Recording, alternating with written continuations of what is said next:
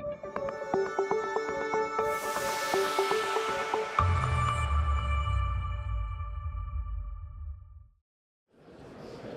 I'm just going to go right into it. Okay. Ahmed. Siemens Ahmed. So, you're here on the Troublemakers panel. Mike Ello was supposed to be here on the Troublemakers panel. Why are you here on the Troublemakers panel? Is Mike Ello afraid to answer questions on camera? Nice to see you too, John. Always making me feel welcome. Thank you. Why didn't you ask Robbie where Cecine is or Paul where Honorud is? Well, no, wait a minute. 5 days ago, Ello said he was coming on the panel, and then suddenly last minute he pulls out. So seriously. No Mountain Dew, no Mike Ello. He said he wanted to make sure that you had a good turnout. Looks like it worked. Okay. Oh, you want to play, don't you? Okay. All right, I'll do that. Caliber just recently lost major people. You just lost Joe Sawicki, Brian Derrick, Juan Ray, he retired. Michael Buehler-Garcia went over to Synopsys, by the way. Congratulations, Robbie, on stealing Michael Buehler-Garcia. Is Caliber in trouble because you've lost your core technology team? Absolutely not. Caliber is the leading verification sign-off platform for the last 30 years. In fact, this year is the 30-year anniversary of when Caliber first shipped. And the reason why it's the leading verification platform isn't because of personalities, it's because of technologists. And the core technology team remains intact, and we've also brought back Juan Ray. Juan Ray was leading Caliber R&D for 22 years. No, he retired. He retired. He retired, he's back now. He was leading R&D for 22 years, and now he's Senior Vice President and General Manager of the Caliber business unit. So it's in very good hands. Continuing to invest in the Caliber core, so DRC, LVS. I think Joe Sawicki, when he was on this panel 3-4 years ago, he mentioned that the core Caliber code base gets rewritten by 40 to 50% every 3 to 4 years, and that continues. And we're also expanding the impact of Caliber to adjacent areas, so things like Caliber OPC, Caliber Vision AI, which was an announcement today, Caliber PERC for reliability and ESD sign-off, Caliber for recon for early DRC analysis. So the franchise is very strong. We're investing in the core. We've got the people, and we're expanding the impact. And as a result, 49 out of the top 50 semiconductors in the world are using Caliber.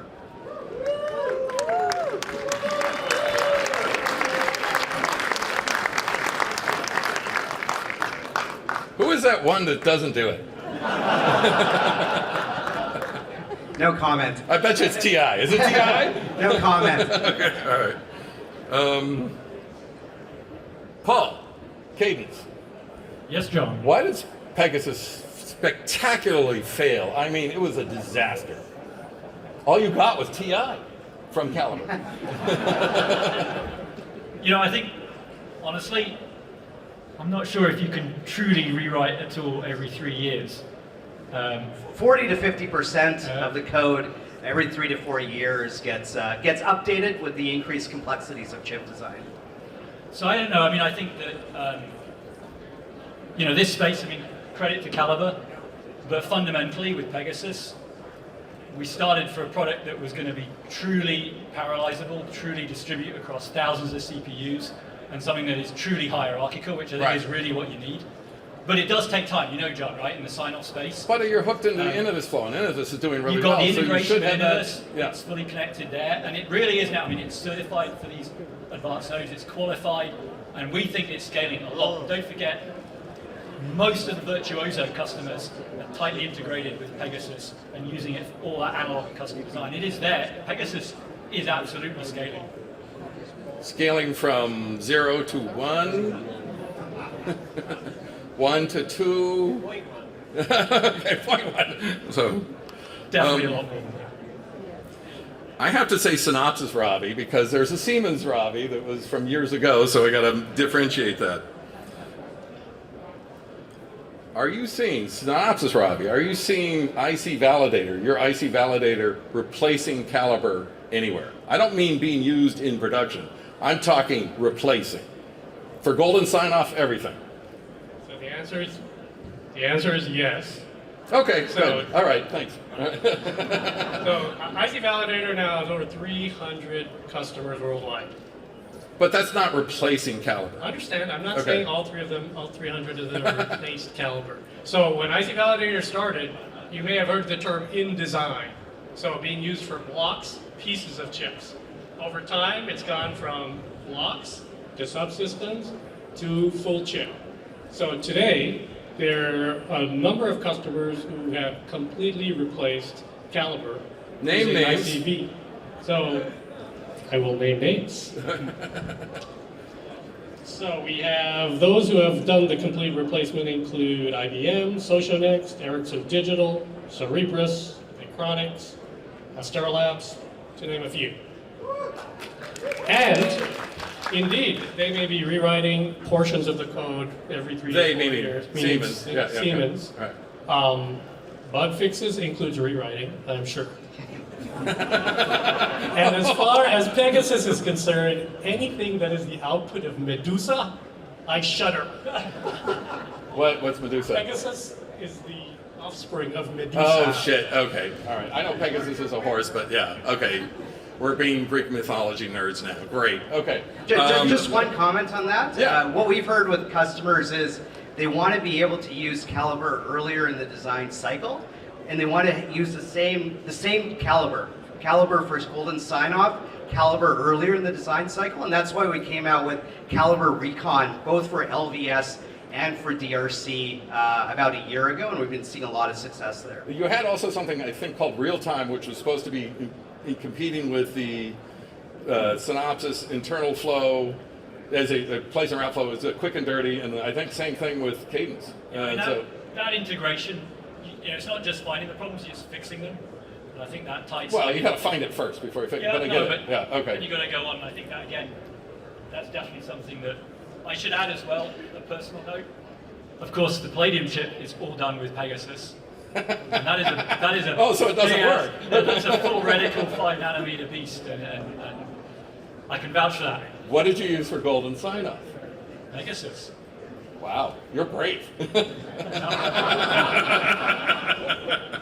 Oh, wow. Okay. All right. I'm surprised you admitted that, but okay. All right. I'm going to jump now. Got to do AI because that's a hot new thing. Cadence Paul. 10 years ago, big data was the big thing. Now, and then it was machine learning. Now it's AI. And Cadence, you're doing agentic AI, and I think Synopsys is doing agentic AI also. And you're all doing these things, but it's just buzzwords to make Wall Street happy. What has changed? Meaning, who is actually using your stuff for production now? Production now. That's an AI tool. I want to know the difference between how they did it by hand versus what they're getting the results now. Just name a specific tool, not a vague, thing. So, okay. So the first thing, this agentic revolution in AI. I know it's going to be great. Everyone knows it's great. There's plenty of panels that do that. I know that. All right.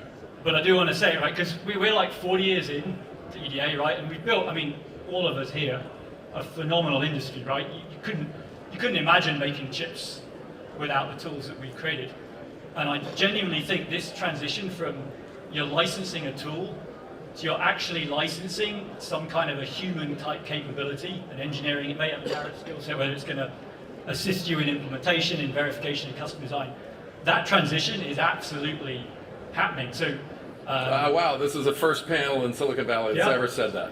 I know, but it needs to be said. Ever. Wow, you got it here first, folks. So, okay, we've established that. Can you talk about tools? This is an EDA. So it builds up, right? So you've got Name the tool. Cerebras we've got, right? Cerebras, 1,000 tapers, okay. right? Automating orchestration of place and route jobs, tuning for better PPA, tuning for better performance.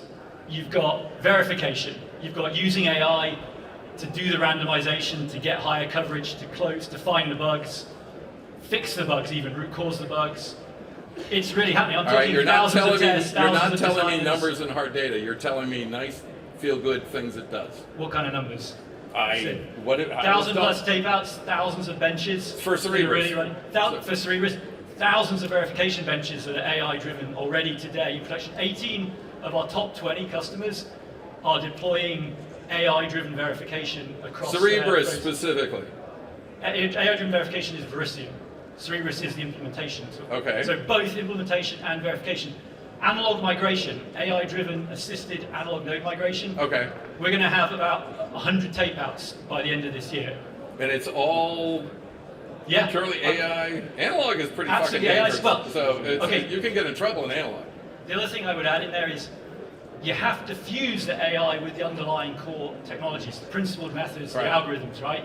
So the AI need that feedback, whether it's AI telling something is syntactic correct, Right. giving you exploration points, data points that you can interpolate between.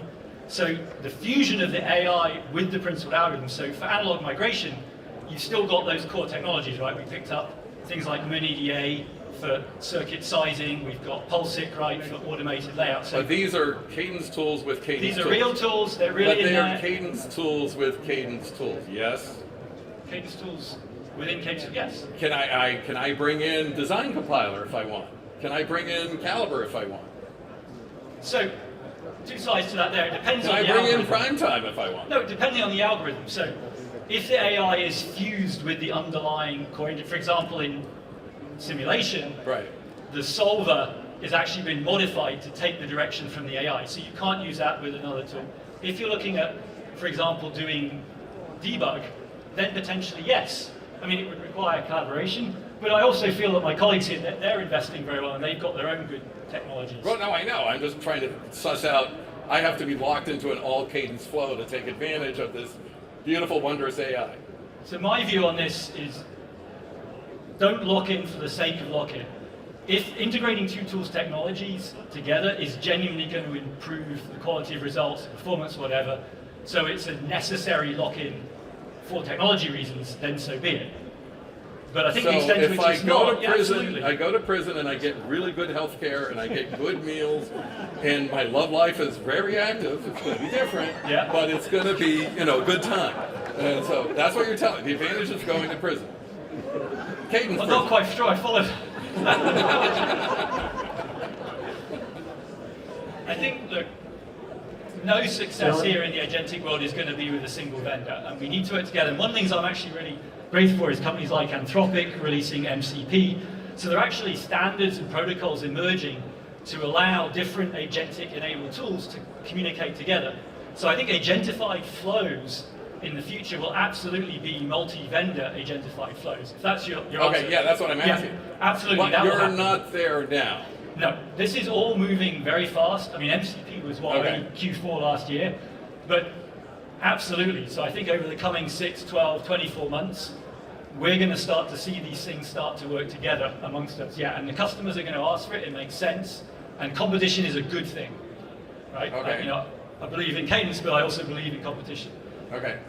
Ravi, tell me how nice the Synopsys prison is compared to the Cadence prison when it comes to AI. I want to know specific product, the same questions. How are you so familiar with prison, John? EDA user, this is what we live there. All right, so No, seriously, I have yeah, the same so questions I think gave to Paul, I when get to you. When we talk about EDA and AI, phase one is reinforcement learning-based EDA. And the best thing is to just talk about data. And yes, customers are actually using it, seeing benefit, and paying for the benefit.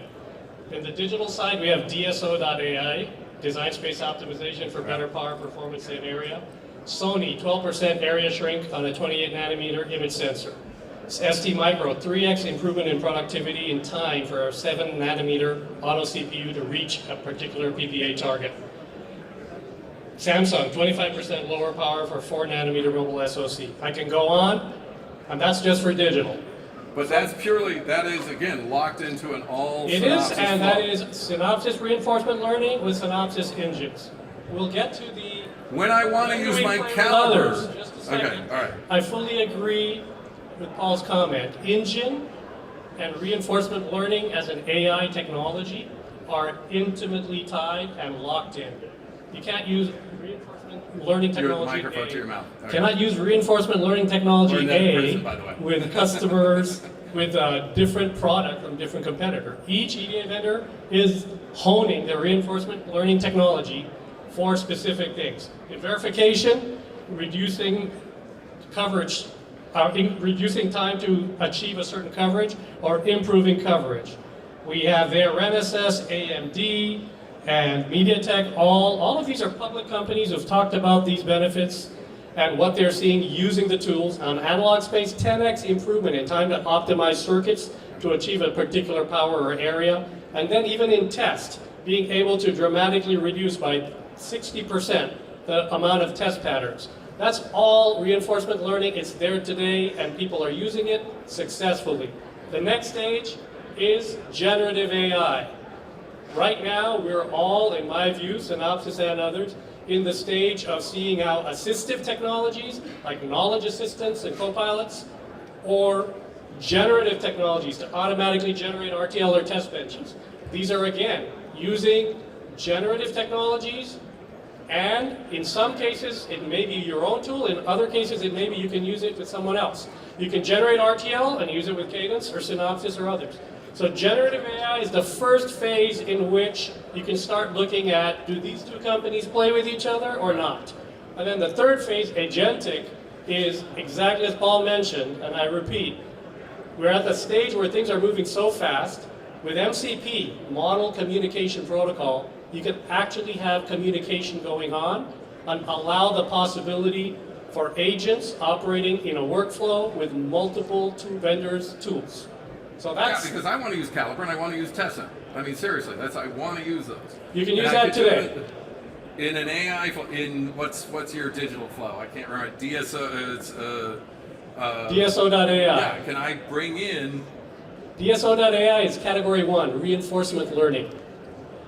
So that's a no. That's a no. Yeah, that's algorithm level integration. Okay. Exactly. That's All not right, gonna- all right. Exactly.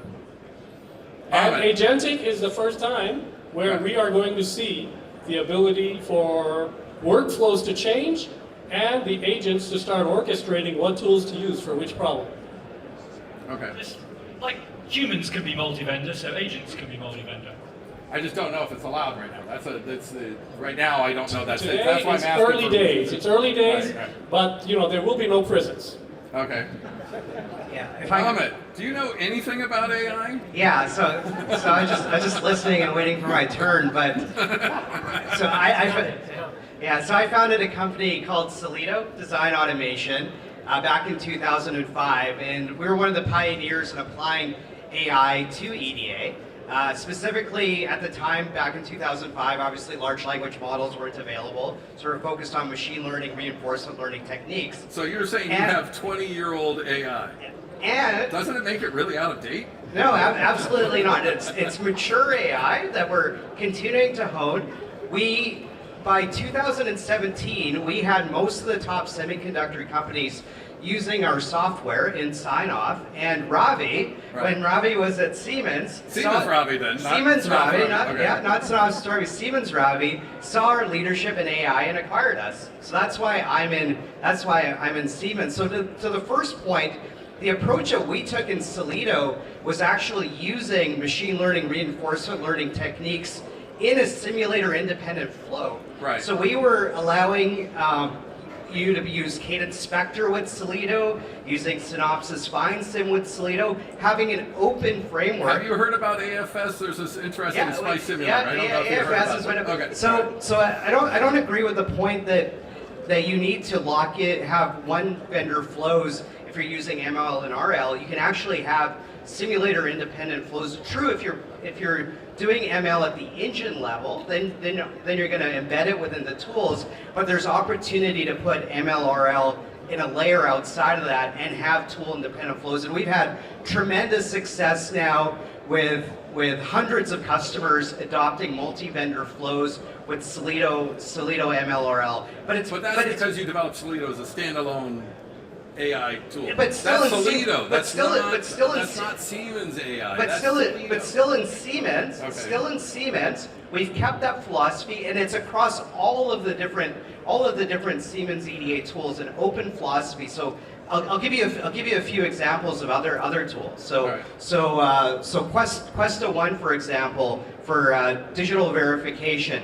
they just did a Questa One announcement where they announced using natural languages, in this case a generative AI example, to do property assertions. And there was a press release and the named customers. I know you like named customers. Yes. I think MediaTek was on that Okay. on that press release. And a few other companies on that press release. But that's just one example. Expedition also, we have that kind of.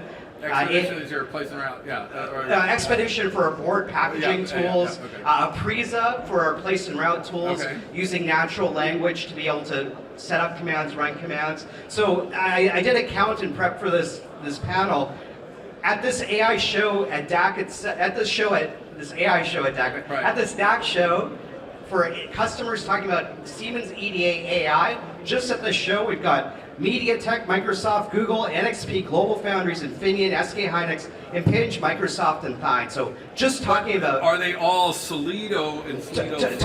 talking about Siemens EDA overall. So Okay. presentations, All right. poster sessions, talking about how they're using AI on the flow. So, and today we just made a major announcement of our new Siemens EDA AI system for generative and agentic AI. Wow, that's actually, you should talk to Synopsys and Cadence. They have something like that. You might want to work together. And absolutely, it's open. It's open. It's an open platform where it can bring in Oh, you're shitting multi-vendor. me. It's actually, okay, Yeah, sorry, I was multi-vendor. being silly. Right, Seriously, right. multi-vendor Right. flows. We're not locking you into a Siemens EDA only flow. So I can use Design Compiler. I can use Innovis. I don't have to use Aprisa. Correct. Yeah. All of our philosophy. Whether you think about AI, you talk about our 3D IC platform, you talk about our Pave 360 platform. They're all open platforms to give users and companies choice. Okay, to summarize, Cadence Prison, Synopsys Prison, Amit, Open. Beach. Okay. All right. All right. Each. John, I gotta say something here. Go ahead. So, it's great Siemens made the announcement today. Synopsys already talked about agentic AI at our Synopsys user group. Cadence has already spoken about their I know, I agentic saw view. both. I watched both. So it's good that Siemens has finally announced it. So that now the whole industry knows that there is Yeah, I like agentic that. coming out. Caddy, I like that. For us, it's not about announcements. It's about valuing customers, and I just listed a bunch of customers. So I think the proof is in the pudding. Amen. Go ahead. I know this, John. Single vendor, multi-vendor, prison, no prison. Right. Let's focus on the actual agents themselves first. So, the interesting thing here and what's exciting is actually what can these agents do? How well can they write RTL? How Yeah, well if it can they gets create results, tests? I get it. Yeah, okay. And I think we're just so, that's the impetus now, and there's huge opportunity here for all three of us to compete and innovate there. And to me, that's the center stage. The But you're multi-vendor thing doing will my come later. prison is nicer than his prison. He's doing my prison. So anyway, go. Yeah, All but right. it's just Come to the point, beach. right? Yeah. So, and as you say, we're all announcing, and I think there are a lot of innovations here, and there is a lot of chance to combine LLMs, generative AI, with all the tooling and everything that we've got, and have a lot of fun on a lot of panels Okay. for several years. Okay. I have a side question. Prakash, Yes, John. are you in trouble as a company because he has a prison AI system, he has a prison AI system, and he sort of Beach. doesn't have a viable AI system yet. It's just announced. So your tool is outside of that. Well, And they're getting all sorts of benefits from AI, and you're not included to the party. Aren't we collaborating? I actually think we yeah, are, right? we are. Yeah. We can. We will. But We're in prison together, I guess. well, first of Too much all, info. we are a smaller company, John. We have fewer products. I cannot aspire to build a prison, perhaps a lockup cell. But I'll build No, I mean, upon seriously, it's a real build problem. upon a Yeah. comment that Paul had made. that AI has to necessarily fuse with the underlying technology, right? So the opportunity for innovation there's happening in the workflow level using AI, but we being a verification company, we see a tremendous opportunity for innovation in the core technology space. And that's where our focus, this stack, we are talking about minimally Boolean verification approaches. What do I mean by that? So if you think about for functional verification, the workhorses have been formal verification. Actually, simulation is the main workhorse. Right. And formal verification. You think about it, they are all built upon an engine. These engines are Boolean engines. The simulation engine is a Boolean engine, and the formal engine is a Boolean engine. And then the application is customizing the engine to do whatever the application wants the engine to do. So they are locked up in this Boolean shackles. Both the applications are locked in the Boolean shackles. And That's a fancy way of saying Jasper is doing Boolean, you're not. well,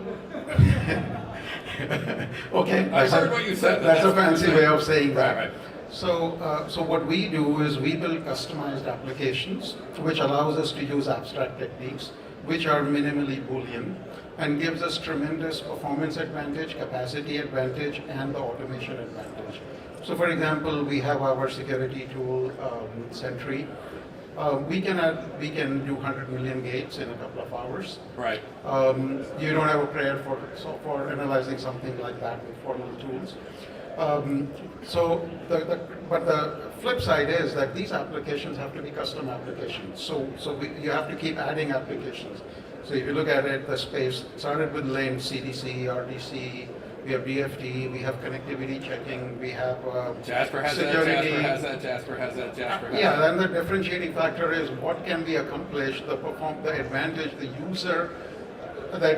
user that you can provide by having a very different completely different core technology. Right. Maximally Boolean versus minimally Boolean. And that results in a lot of advantages, as I mentioned, like doing security analysis on a 100 million gate design in a matter of hours. So, Paul, does the Jasper manager talk to you at all? Does he know you're doing stuff with real intent, AI-wise? Yes. How come he's not chewing you out? But the point, we're not actually with a prison mindset, so in the end it's about making those customers successful. I have a CDC solution, I have a lint solution. Right. But also I have, several of my most important and respected customers that see real value in what Prakash is offering, and I'll happily partner with Prakash to make sure that his technology can work with our simulator and our formal tool for those customers.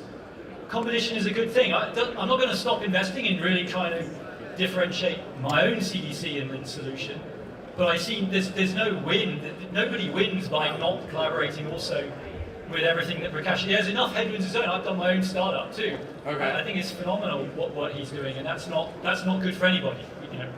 So you have a liberal prison. I guess that. Well, Right. maybe it's just not prison. Right. And John, very specifically to say what Paul elaborated. I think we just recently released a capability for linking CDC to simulation and cadence simulator. No, but if you're allowed in, something that we work with very closely to make that happen. Ravi, is your prison liberal or conservative? Is real intent allowed into your flow or not? Okay, so the answer is yes. If a customer is actually asking us to do that. Do you have a customer actually asking you to bring real intent in? No comment. But at the end of the day, I think the model of prison is one, the model of country club is another. So ultimately, anybody can become a member if there's a customer driving a high-value problem that says, I need these tools to work together so I can achieve this solution for this high-value problem. You can call it whatever you want, prison, igloo, country club. That's the crux of it. Igloo? No, I've not heard of that one. Okay, all right, igloo. All right. You need to go up to Saskatchewan. Okay. We know igloos. There are igloos. I've been there. Yeah, Ravi's came. Yeah. So how about real intent in your flow? Yes or no? Again, our flows are completely open. I don't know specifically if real Prakash is real intent in our flow. I don't know specific. We have a good working relationship. Okay, good working relationship. We're open. Okay. Yeah. All right. So, liberal, no comment. We're nice to each other. Okay. Canadian. All right, Sam. Yes, John. I have to ask you the same question, but first, a little bird told me that you're working on some tool, something to do with STA constraints, and it's supposedly going to work in the synopsis flow and in the cadence flow. But liberal prison, conservative prison, do you have a chance? Is this tool going to die on the vine? Do I have a chance to break out of the prison? No. Can you get in? Yeah, we can get in. All right. What does the tool do? And then, seriously, the AI thing is taking over. Well, the AI thing is getting really compelling from what we're hearing. So we're introducing a new product. We're calling it OneSource. What we're hearing from our customers is there's these new AI RTL to GDS tools. I think it's DSO and Cerebrus. Yep, Cerebrus. And customers can do much bigger blocks. They can do much faster exploration, and they get significantly better PPA, like really significant. And the great thing about that is that, remember when shift left was a thing? We were all talking about shift left, do stuff early. What this forces you to do is do all of this stuff much earlier for RTL constraint generation. You have to do all this stuff early to drive the tools effectively because you're doing big blocks with big optimization. So great, everything's shift left, everything's written on RTL, and everyone's happy. Now the problem is with these, they're not problem. The RTL to GDS2 tools do these huge amounts of optimizations, including things like hierarchy restructuring, splitting, merging, all sorts of other crazy optimizations, and they produce great PPA, but that golden stuff, the golden constraints you wrote on your RTL, don't map or only partially map to the post-optimized design. So designers can't use them anymore, and they want to use these things for sign-off. So what OneSource does is it takes that post-optimized design and remaps that golden source that the designers understand and know and trust, puts it on the post-optimized design, and they can use it again for sign-off without having to use a flat SDC that comes out the back end. So it's pretty compelling. They need to use these tools. I mean, to be clear, it means changes to their flows, but the PPA advantages are compelling. So are you doing it at a place and route level, or are you doing it at RTL level? Because you're talking about RTL changes. It's basically both. We're taking the output of place and route and remapping what they did on RTL to the post-place and route design. Wow. Okay. Now, in terms of innovation, like we're never going to build another place and route tool. We're never going to compete in that. But for small companies, we've got to find things around the edges of these major vendors, provide value to mutual customers, solve problems for them, and that's the way we survive. But once you have the problem, because they're talking about our AI is so great, and you're outside It is. We're outside of that, but we're trying to solve a problem that's out of the edges of it. Okay. And all right. I think Sam's stuff sounds really good. Thank you. Yeah. Are you doing an open liberal prison with? Yeah, I don't think of this as this prison thing. I'm not But down with that. static time analysis transformed digital design, right? It was a phenomenal innovation. But we still systemically, to this day, have this kind of gap where, well, how do you know that have you got good constraints for static timing analysis? Have you broken them as you go through the flow? And I mean, it's a real source of silicon bugs. And I think some things that Prakash is doing, some things that Sam are doing, we're all doing. We're really, trying to avoid this. And I still live and breathe on the verification side. People running all these gate level sims. Because in the end, that's the only way. Right. They still don't fully trust. So we haven't cracked this nut, and it's a big one to crack. And I think that's why we still see some startups here, and you see all those, big companies investing. But yeah, I think it's a really exciting place, and definitely we need to work together to solve this. Robbie, are you interacting on this tool with Osdia? No, we know the problem well. We're talking with Osdia, but I think this is a very, very, very hard problem. And it's getting even harder when we look at the scale of the chips people are building and the same problems they run into, but now on an even grander scale. So I think constructing the solution is going to take probably a better part of this decade to get working. But if he makes sales and gets results, if Osdia gets results, then clearly something's different. But the problem we're talking about here that Paul described well Right. is a problem about trust. How do you know what your action, your set of constraints, your target objective, how confident can you be that your silicon is going to reflect that? Well, you should talk to Amit because he has a special tool that does DRC LVS, and they check on that stuff. It's really useful. You might want to talk to him. Yeah, we'd be happy to. But I mean, seriously, verification is always built into the process in the end. If the chip magically gets better, if it passes all the DRCs and LVSs, I'm happy. Absolutely. But you should trust the tools that are creating it such that you don't have to run the checks. Yeah, Is that correct by construction again? Than Right. timing, right? They're two different things. But the point, John, is that, look, people are doing design tape-outs right now, so they clearly have a working flow. So when you're looking to create a solution that improves a certain aspect of flow, especially in verification, pushing shift left, it can be deployed right now, okay? And over a period of time, trust is built. So if the question is, when can I stop using my, what do you call Your checker. the checker, Yeah. the final checker? Right. Maybe perhaps that will take a decade.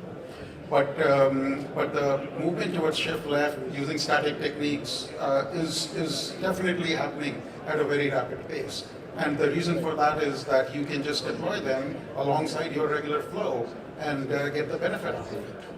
Okay. John, It's hard. yeah, let me give you an example. When I run my C compiler, if anybody actually ever runs one anymore. C-compiler. Oh man, Yeah. you're old school. Okay, it outputs a bunch of code. Right. I don't run LVS and DRC on the code to make sure it's going to work. It's going to implement what my C But there are code said to linters, implement. there are linters and No, checkers. no, that's Yeah, checking yeah. my source code. Right, right. It's not checking my object code. Okay? Caliber checks my object code. Okay? Because we Okay. don't trust I the get place what you're around saying. to us. Okay. But a lot Okay. of AI is just, it's magical, and the results are good. I don't know how the hell we got here, but the results are good. I think that's AI in general. Yeah. Nobody knows how it got there. Yeah.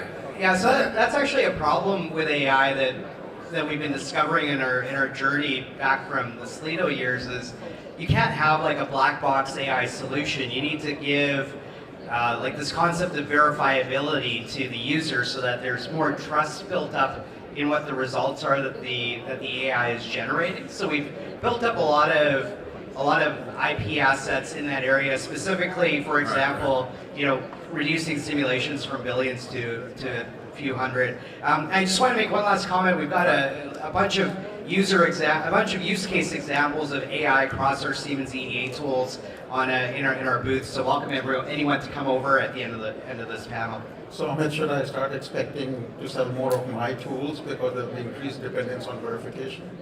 No, so I think, again, that's the point, is having verification in the loop of AI to have more trustworthy results. Okay, I want to shift on that. I'm going to shift left. Maybe right. That'll be off the stage, John. Dean, Yes, John. NetApp is a $6 billion company. I mean, $6 billion in revenue. And Somehow it all became something. but they make a ton of money in the hybrid cloud segment, which happens to be your segment. And you're One of my segments. But you're a little teeny $30 million company. 30 million versus 6 billion. Are you? Look out.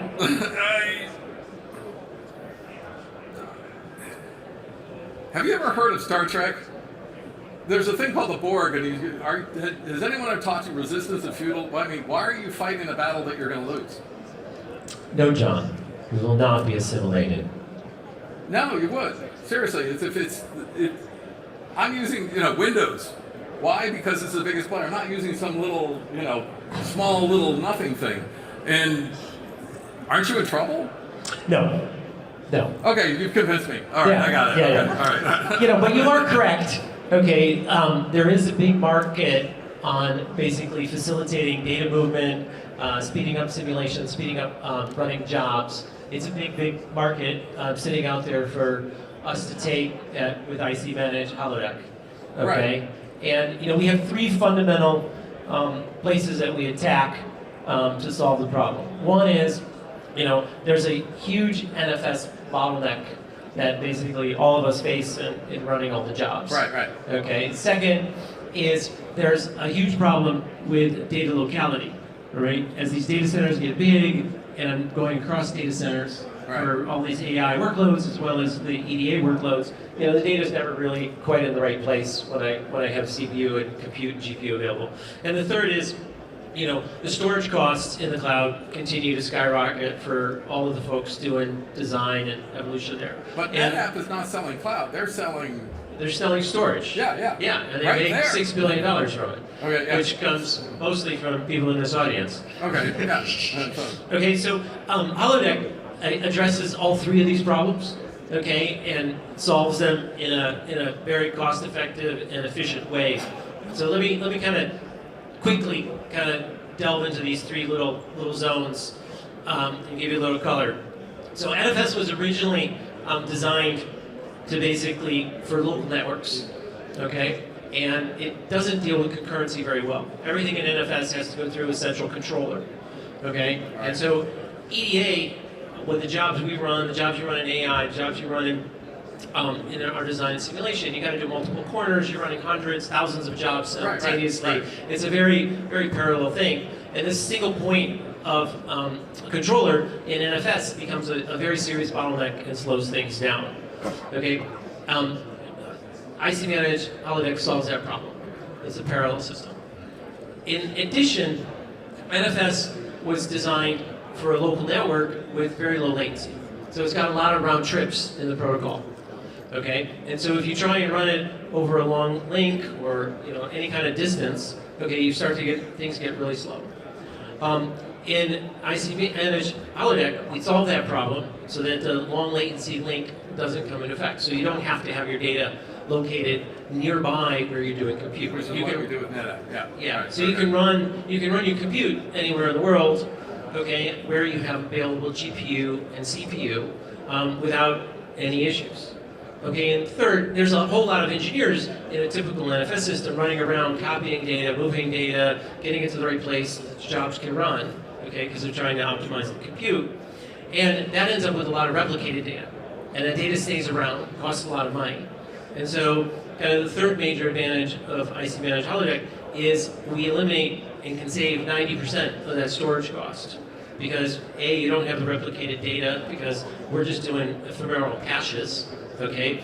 And you don't have to, when you go idle, okay, we don't need to keep the data around. You don't keep the data around, it's gone. And so, basically with holodeck, the engineers can get a lot more done, a lot more quickly, with a lot less cost. And so it's a win. And so hence we're seeing adoption. Okay. All right. So you're making sales. Okay. I gotta jump. Synopsys Ravi. How dare you call Zebu an emulator? It is a prototyper. It is made from Xilinx 1902s. It is an FPGA-based system. It is not an emulator. You're not doing fast compiles. You're doing fast compiles with Veloce, and you're doing fast compiles with Palladium. How do you get the balls to say your stuff is an emulator? Grasshopper. Let me What? tell you. Okay. So You gotta talk today, in the microphone. I'm not sure where you're getting your definition of emulation from, but Zebu is an emulator. You get full visibility, clock cycle by clock cycle, every register, every signal. But your compile in your times are design. shit compared to Palladium and Hold Veloce. your horses. What Okay. are customers evaluating? So there are use cases customers have. Use cases, RTL verification, RTL regression, our performance analysis, DFT, software bring up, workload performance analysis, compliance and certification. Those are all examples of types of workloads customers have, which is how they want to use the emulator. And then the criteria they have are compile time, performance, time to model, debug, and in-system bring up. So those are the criteria. So if you look at those criteria, yes, you can say Synopsys is not the leader in compile time, but Synopsys is by far the leader in performance. So each Well, vendor. that's true, because a prototyper. No, is no, no, no, okay, no. all right. So let's go into terminology. All right. Prototyping originally started associated with FPGA because people built prototypes. Today, FPGAs are used in verification, which is different than prototyping. So HABs, hold on, and that's where you have asynchronous clocks, Okay. right? And that's why people can prototype and run at 50, 70, 80 megahertz, but you'll never get on an emulator on a good day, ever. Right, which is true, But that's it may the take you difference a month between to prototyping compile. and emulation. So It may take you a month to compile. it won't take a month to compile. Today, all the hyperscalers are using ZeBu for emulation. Some of them are using both companies' products. A few are using theirs as well. Right. But by far, emulation is a workhorse. ZeBu, original name, stands for Zero Bugs, from the Eve company that invented it. And it is a leading emulator and highly competitive. Of those criteria I mentioned, we may not be number one on compile time, number one on performance, number one on time to model, number one on system bring up. In fact, we're beating Cadence now in ICE for system level bring up with Oh, emulation. sorry, ICE is a different meaning. Okay, sorry. Sorry, I had to really think about that. So ZeBu is a full-fledged member of the emulation community. Paul, Here, here. Palladium is used. Palladium and Flowsheet is used all the time for quick bring up. It is. Grasshopper, debug. let's ask No, the no, no, no, customers no, to no, speak. I want Paul. I think, look, FPGA does have a place, right? We have an FPGA system, Palladium. I'm not sure, I think I was counting, I think so it's 3. If you ZeBu, EP, and HAPS, you have 3 systems with the same FPGA. I don't think that's necessary. I think just one system with that FPGA is good. Obviously, Palladium is a totally different beast. Our own custom ASIC. Yeah, fast. And I do fast think, compile. so I think that the FPGA is our strength. So if you want performance, and that's your number one criteria, FPGA is the way to go. But there is absolutely a huge need and an opportunity for another class of chip. And, you know, let's face it, we launched our new 5 nanometer Palladium last year. We launched the new 7 nanometer FPGA. It's been phenomenal. I mean, over 450 billion gates sold, over 50 competitive wins.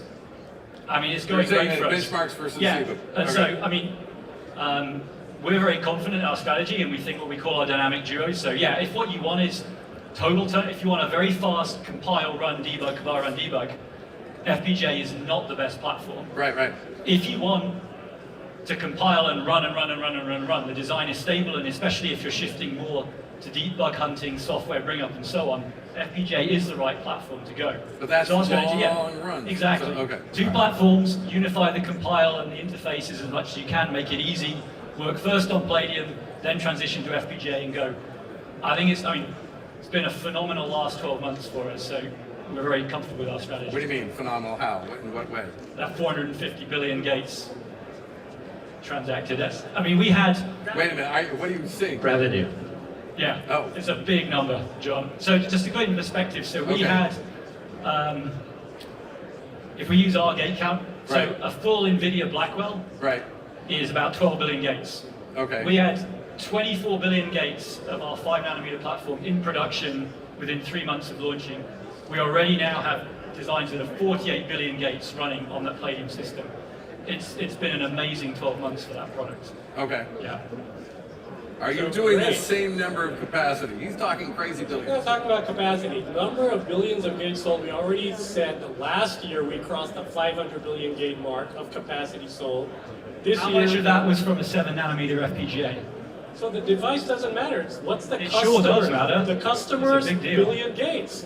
So today, if you say, well, I'm selling this many FPGAs or this many ASICs, the customer doesn't care. The customer is asking, can you get my $80 billion AI engine verified?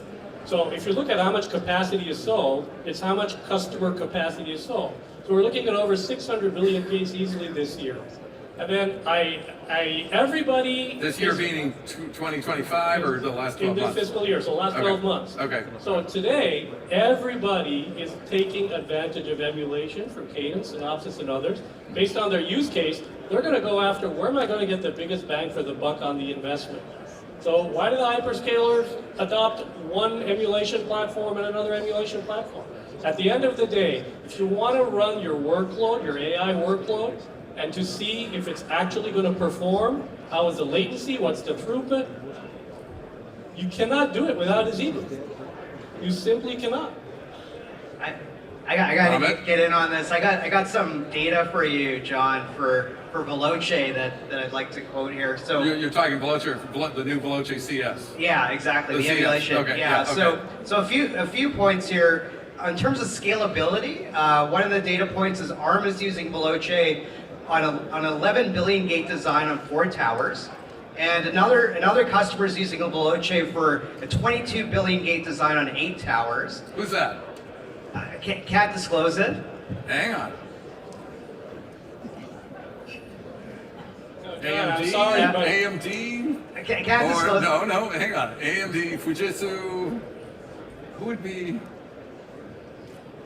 I think those two, I don't know. Okay, well, let me If it was finish. in NVIDIA, you'd have a press release. Yeah, let me okay. finish. Some Okay, of the go other ahead. differentiation. All right. Our Crystal X All chip right. in our software has auto partitioning, so customers really like that. Right. And then also Veloce uses 5x less power than Palladium. So our gates are air cooled, Palladium is water cooled. So that's a huge difference, especially as customers are more using data centers for their emulation towers. Liquid or air cooled is more a function of the density, not the absolute power. We could air cool Palladium, you just spread it out more.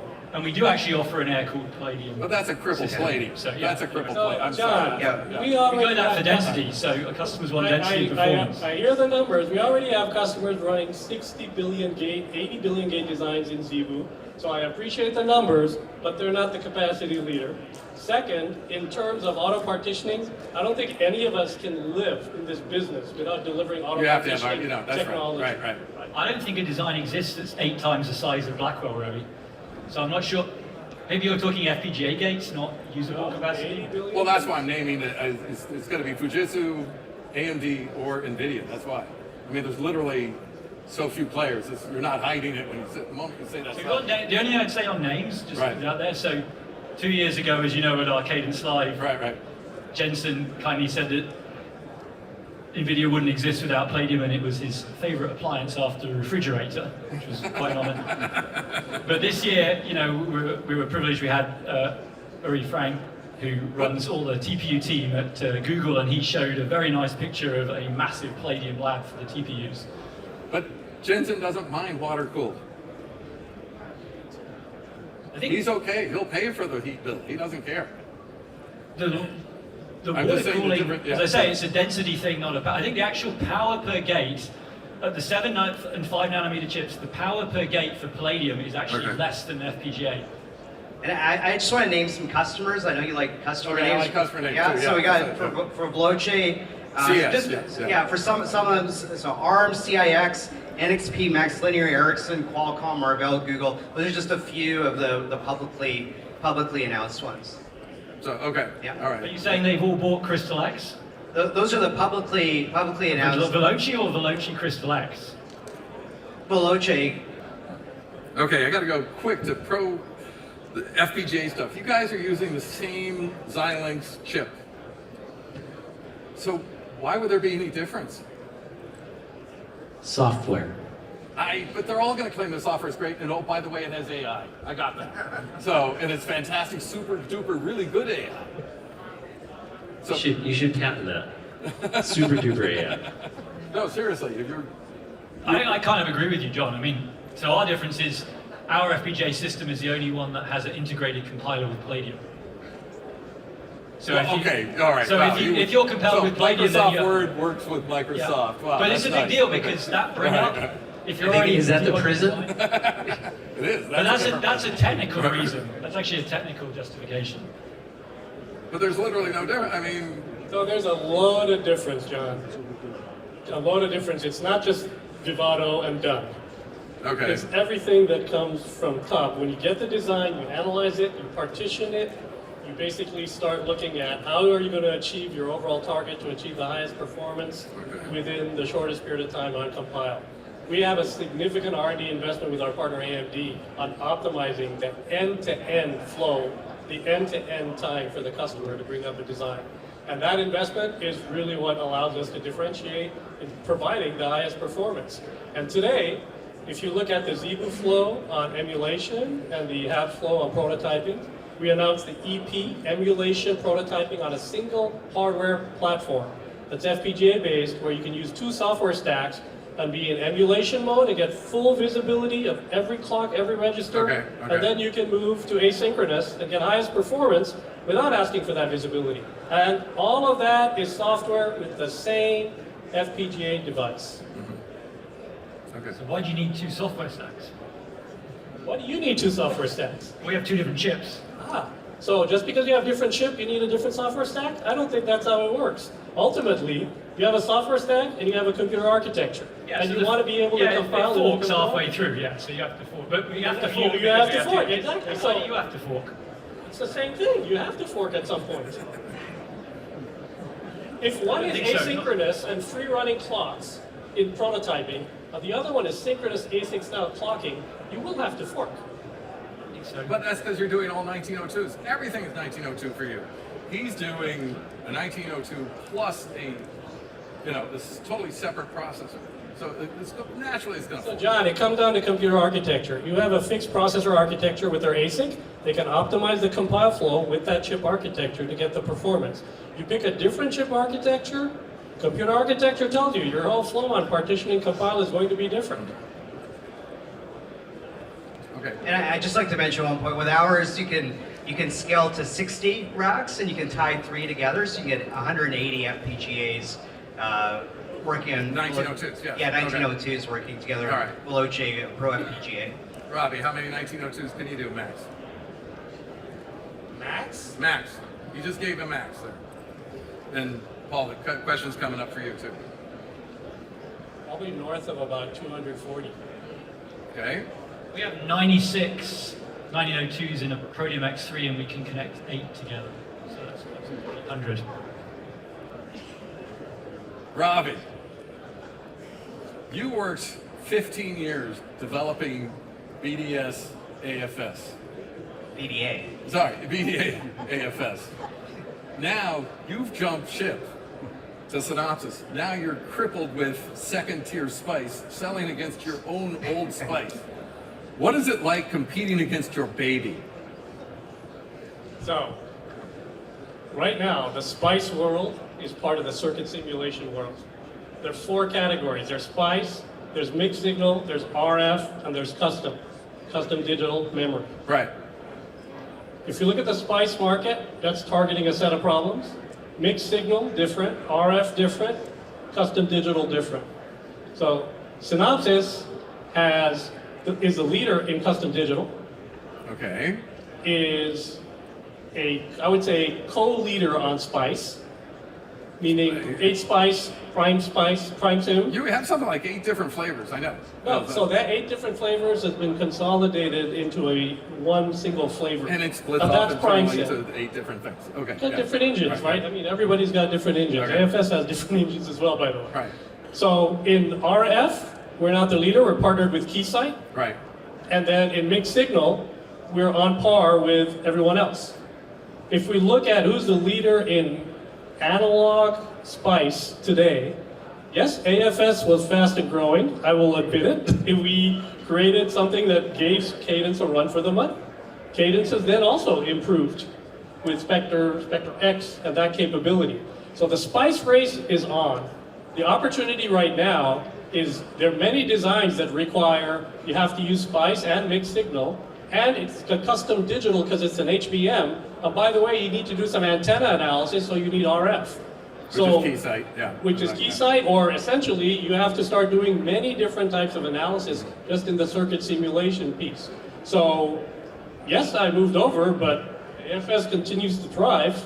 But if we look at the bigger and bigger problems in circuit simulation, they require systemic complexity, which means transistor level SPICE, mixed signal because you have digital control, digital calibration, and then you have RF or high frequency effects, and then you need custom digital to handle the capacity of these huge memory circuits. So in other words, you're saying you're okay losing to your baby in one space because you're winning 3 other spaces. I left my baby, but it's always my baby. Thank you.